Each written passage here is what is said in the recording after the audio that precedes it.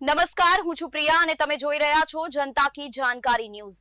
નજર કરીએ આજના સમાચારો। લખતરના માલિકા ગામે ખેડૂતોની પાણી માટે પોકાર। લખતર તાલુકાના માલિકા ગામની સીમમાંથી પસાર થતી નર્મદાની માઇનર કેનાલમાં પાણી નહીં પહોંચતા ગામના ખેડૂતો લખતર નર્મદા નિગમની ઓફિસ ખાતે રજૂઆત માટે પહોંચ્યા હતા।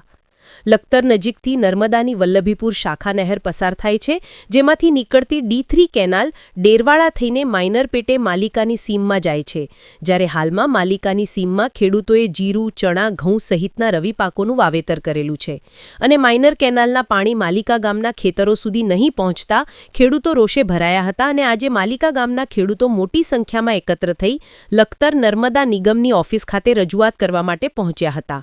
પાણી વગર ખેડૂતોના મોલ સુકાઈ રહ્યા છે, સાથે કેનાલમાં પુષ્કળ પ્રમાણમાં ઝાડી ઝાંખરા ઉગી નીકળેલા છે, જેથી તાત્કાલિક ધોરણે માલિકા માઇનર કેનાલમાં પાણી છોડવામાં આવે તેવી ગામના ખેડૂતો દ્વારા માંગ કરવામાં આવી હતી। રિપોર્ટ જયેન્દ્રસિંહ ઝાલા। મારું નામ છે નવગુણભાઈ વસરામભાઈ વંથળા। મારું ગામ છે ગામ માલિકા। ગામ માલિકાના તમામ ખેડૂતો આજે પાણી વગર તડપે છે। તો અત્યારે શિયાળાની સિઝનમાં રવિ પાક લેવા માટે જીરું બધા વારવી દીધા છે, બીજા પાણીની રાહ છે, તો બીજું પાણી અમને મળતું નથી અને મોલ સુકાય છે। તો તે માટે અમે આ બધા ખેડૂતો ભેગા મળી અને નિગમ સુધી રજૂઆત કરવા માટે આવ્યા છીએ। પાણી નહીં મળવાનું કારણ શું તમારા ગામ? પાણી અમારે 4-5 ગામ વચ્ચે છે, કેનાલ નાની પડે, પૂરતું પાણી અમને આપતા નથી, એથી અમને અમારા ગામ સુધી પાણી પહોંચતું નથી અને દર વર્ષે અમારો આ જ પ્રશ્ન હોય છે।